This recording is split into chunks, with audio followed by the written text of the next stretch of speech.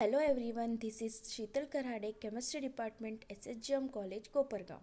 Today we are going to beginning with a new chapter, that is transition and inner transition elements. Today we are going to deal with introduction, position in the periodic table, electronic configurations, electronic configuration of chromium and copper, and last topic is oxidation state of first transition series. Now we start with the introduction.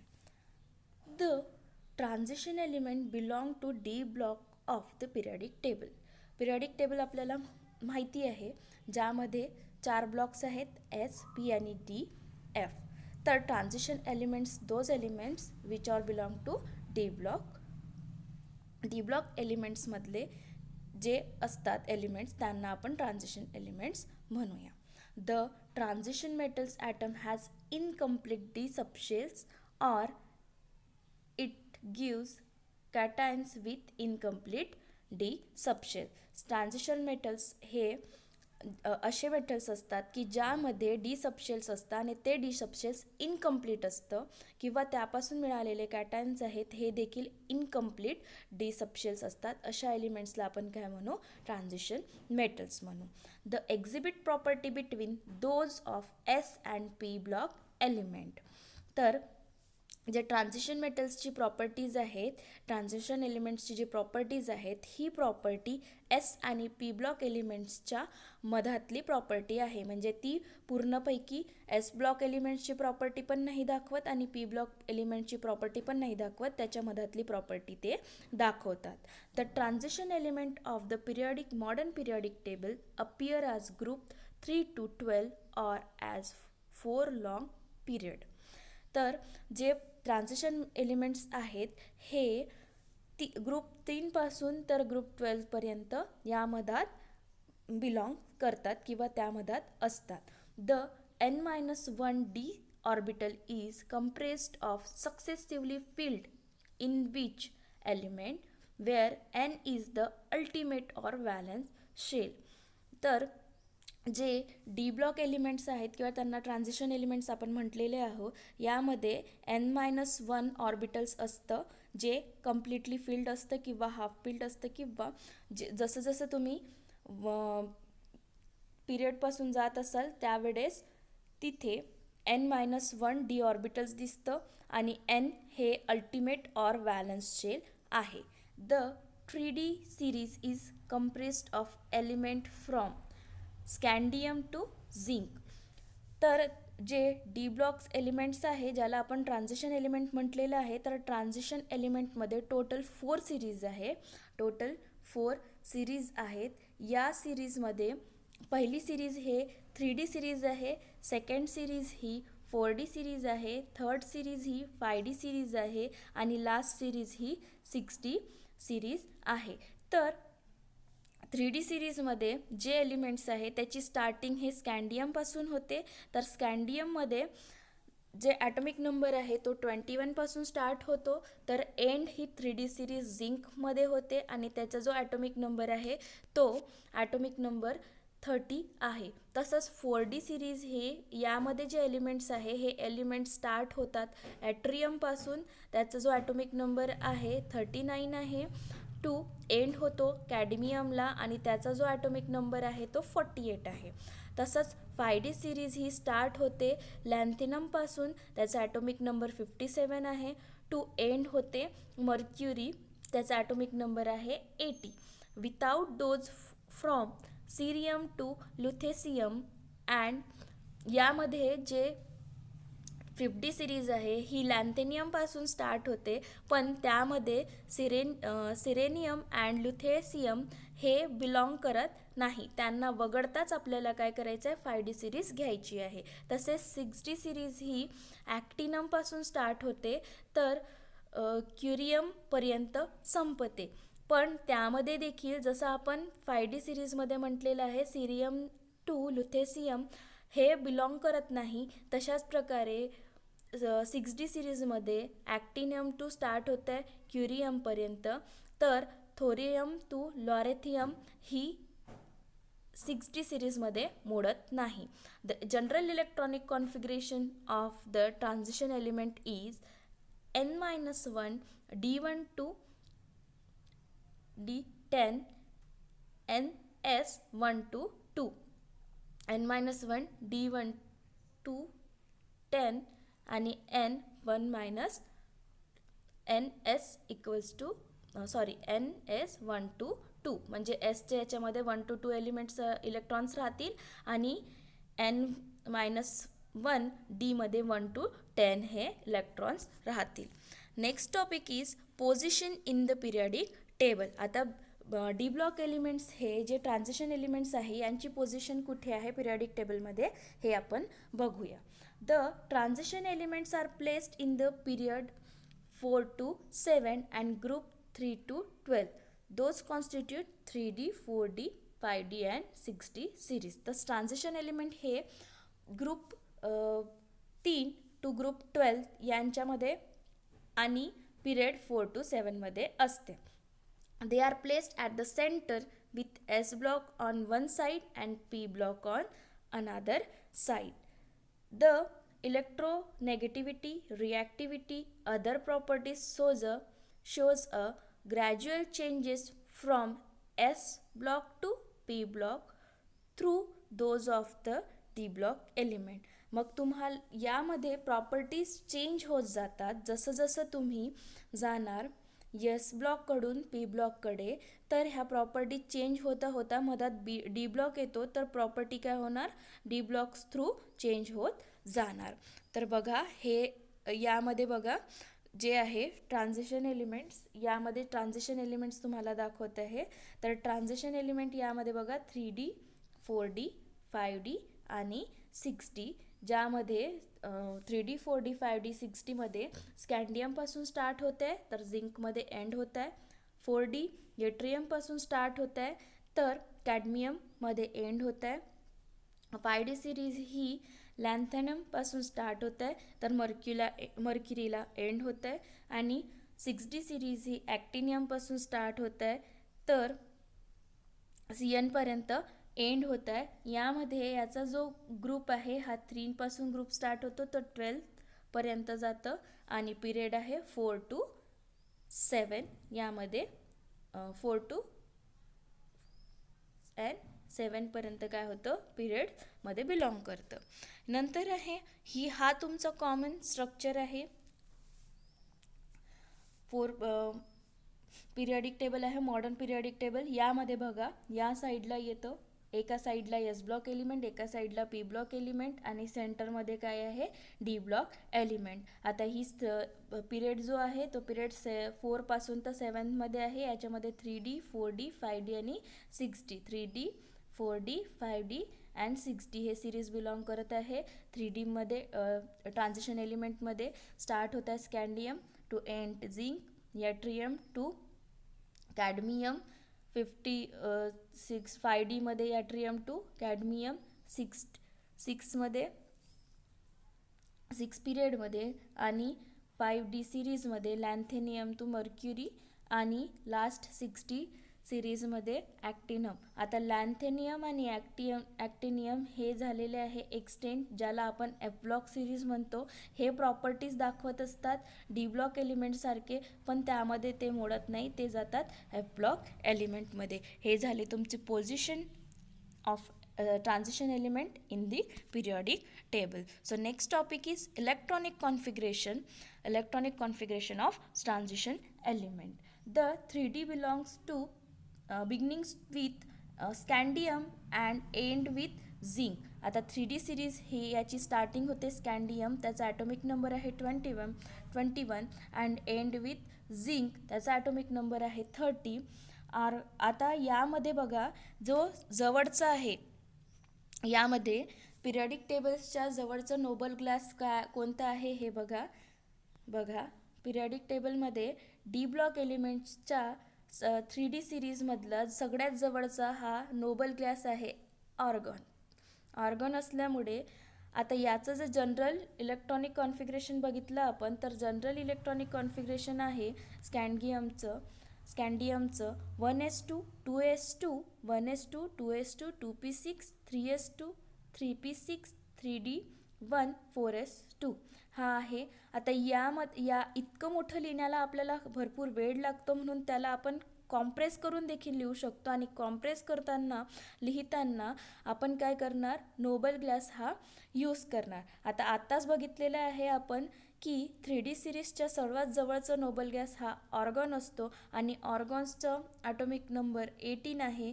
त्यामुळे आपण काय करणार, 3D सिरीजचं electronic configuration लिहिताना तो compress करून लिहिताना argon लिहिणार, म्हणजे त्याच्यामध्ये 18 इलेक्ट्रॉन कंप्लीट होऊन जाणार.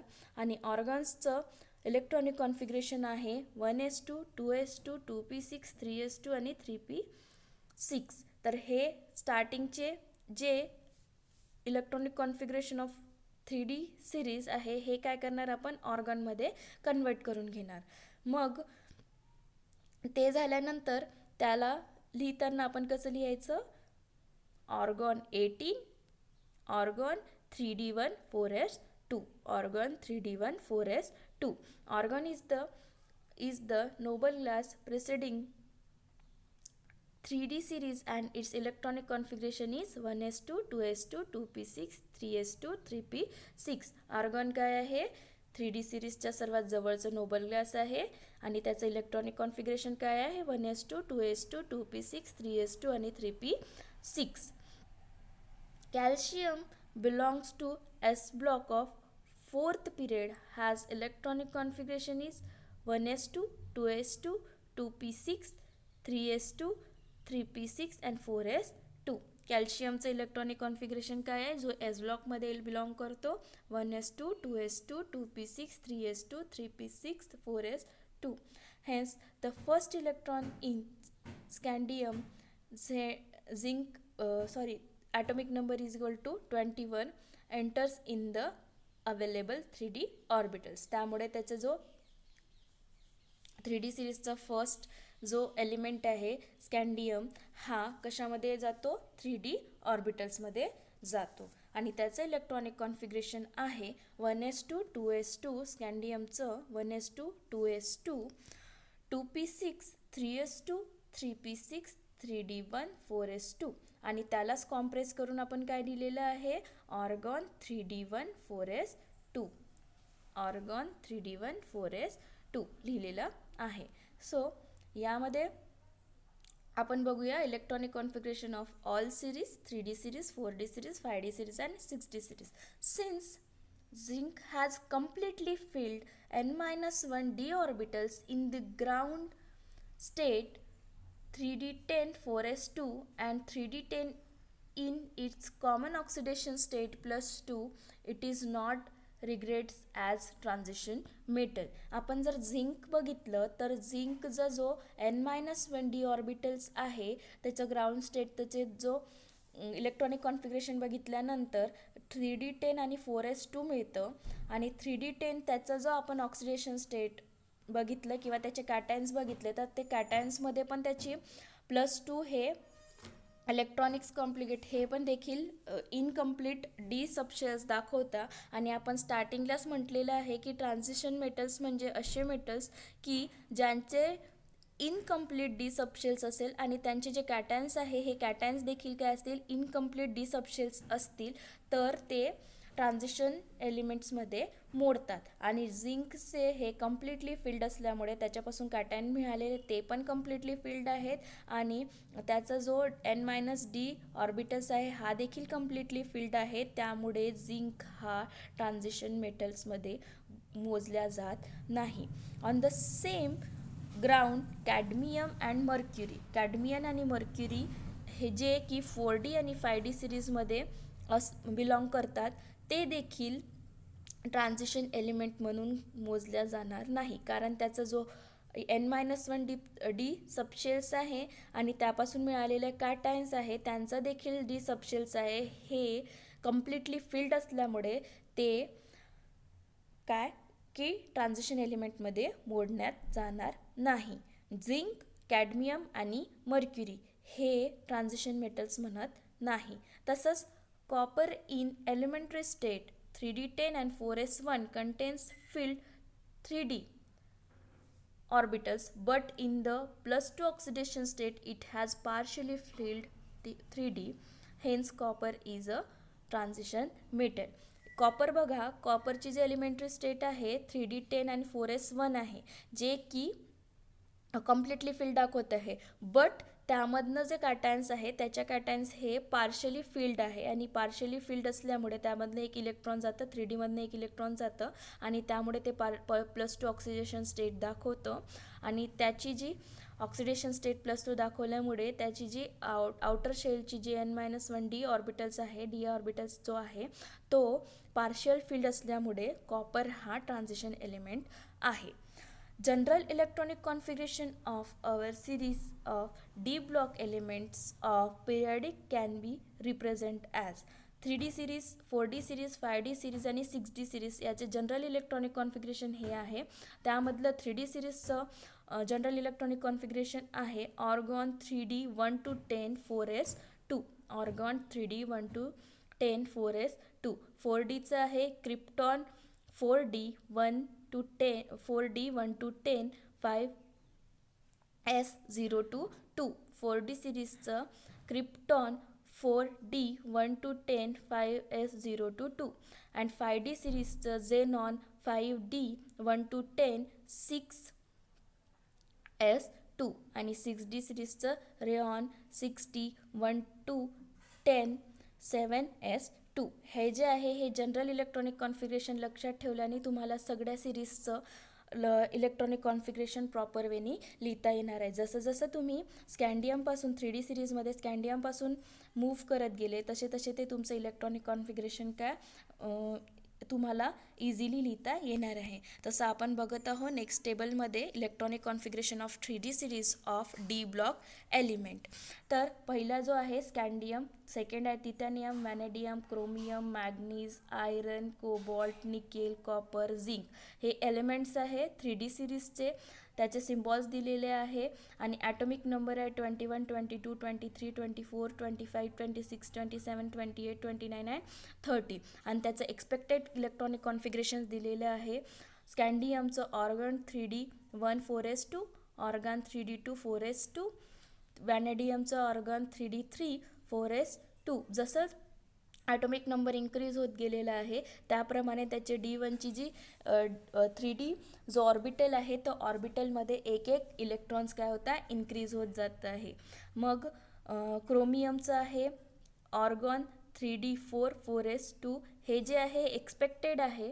नेक्स्ट आहे manganese argon 3d 5 4s2, iron argon 3d 6 4s2, cobalt 3d 7 4s2, nickel argon 3d 8 4s2, copper आहे argon 3d 9 4s2 and zinc आहे ऑर्गॉन 3d 10 4s2. आता यामध्ये दोन इलेक्ट्रॉनिक कॉन्फिगरेशन दिलेले आहे एक्सपेक्टेड अँड ऑब्झर्व.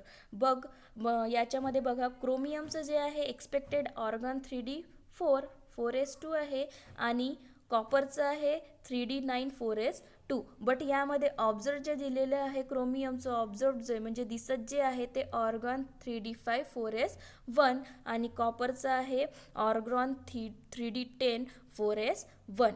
नेक्स्ट आहे electronic configuration of chromium and copper. जे आता आपण बघितलेलं एक्सपेक्टेड वेगळं आणि जे ऑब्झर्वड आहे ते वेगळं आहे. ते कसं आलेलं आहे हे आपल्याला काय बघायचं आहे यामध्ये. तर general electronic configuration of 3D series काय आहे 3d 1 to 10 and 4s2 with the exceptions of chromium and copper. तर क्रोमियम अँड कॉपरचे जे आहे हे ऑब्झर्व इलेक्ट्रॉनिक कॉन्फिगरेशन वेगळंच दिसत आहे आणि एक्सपेक्टेड काय आहे वेगळं आहे. तर बघा याच्यामध्ये क्रोमियमचं काय आहे 3d 4 4s2, argon 3d 4 4s2 but observe काय मिळालेलं आहे म्हणजे दिसत काय आहे ऑर्गॉन 3d 5 4s1. तसंच कॉपरचं काय आहे argon 3d 9 4s2 and observe काय आहे ऑर्गॉन 3d 10 4s1.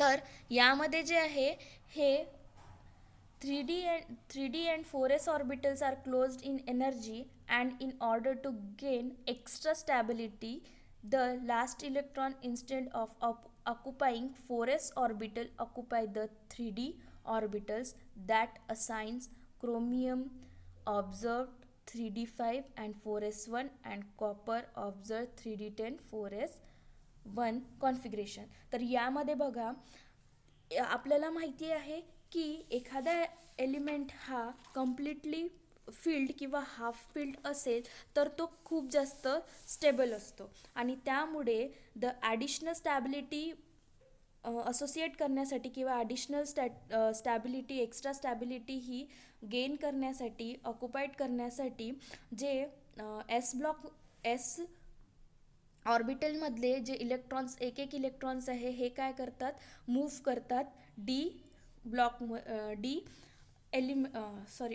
सबशेल्समध्ये मूव्ह केल्यामुळे यांचा जो यामध्ये बघा की आपला ओरिजिनल जो आहे इलेक्ट्रॉनिक कॉन्फिगरेशन कशाचा क्रोमियममध्ये जो आहे ऑर्गॉन 3d4 and 4s2 आहे. तर यामध्ये यसचा हाफ फिल्ड काय होतो 1, 2 त्याचा कम्प्लिटली फिल्ड आहे तर यसचा हाफ फिल्ड 1 होतो आणि त्यामुळे यामधलं यस मधलं एक इलेक्ट्रॉन हा डी मध्ये जातो आणि 10 डीची कॅपॅसिटी किती आहे 10 आणि त्यामुळे डीचा काय होईल हाफ फिल्ड होईल डी सबशेल काय हाफ फिल्ड होईल एसमधून 1 मूव्ह केल्यामुळे आणि हाफ फिल्ड झाल्या असल्यामुळे आपण आत्ताच म्हटलेलं आहे की हाफ फिल्ड किंवा फुल फिल्ड जे शेल्स असतात ते एक्स्ट्रा स्टेबल असतात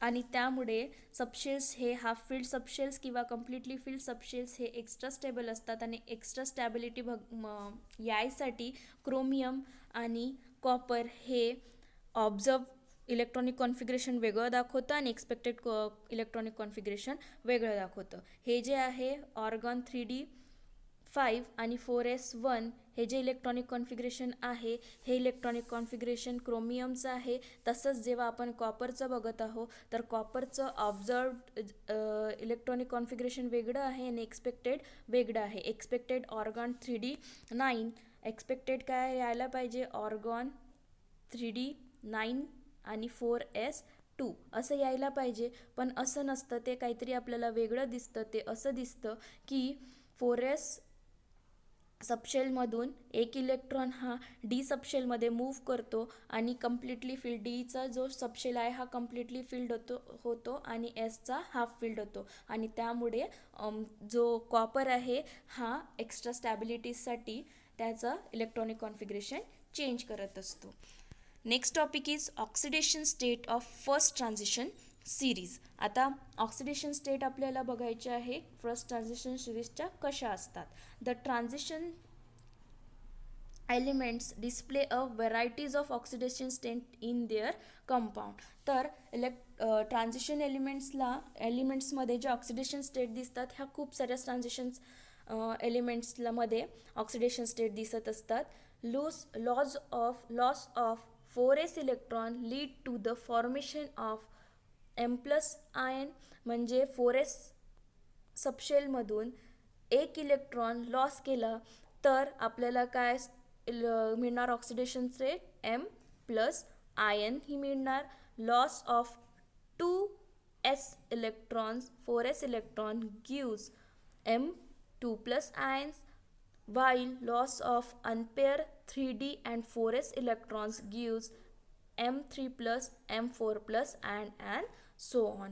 म्हणजे जेव्हा ट्रान्झिशन एलिमेंटमध्ये ॲक्च्युली ऑक्सिडेशन स्टेट ह्या खूप साऱ्या दिसत असतात कारण जेव्हा अनपेअर इलेक्ट्रॉन्स आपल्याला जास्त असतील तर ऑक्सिडेशन स्टेट देखील जास्त होतात आणि डी ब्लॉक एलिमेंटमध्ये किंवा ट्रान्झिशन एलिमेंटमध्ये अनपेअर्ड इलेक्ट्रॉन्स हे जास्त आहेत आणि अनपेअर्ड इलेक्ट्रॉन जास्त असल्यामुळे ते आपल्याला ऑक्सिडेशन स्टेट हे जास्त दाखवतात. लॉस ऑफ 1 इलेक्ट्रॉन्स 4s मधलं एक इलेक्ट्रॉन लॉस केलं तर M+ ऑक्सिडेशन स्टेट दाखवते आणि 4s मधले 2 इलेक्ट्रॉन्स लॉस केले तर M+2 ऑक्सिडेशन स्टेट दाखवते.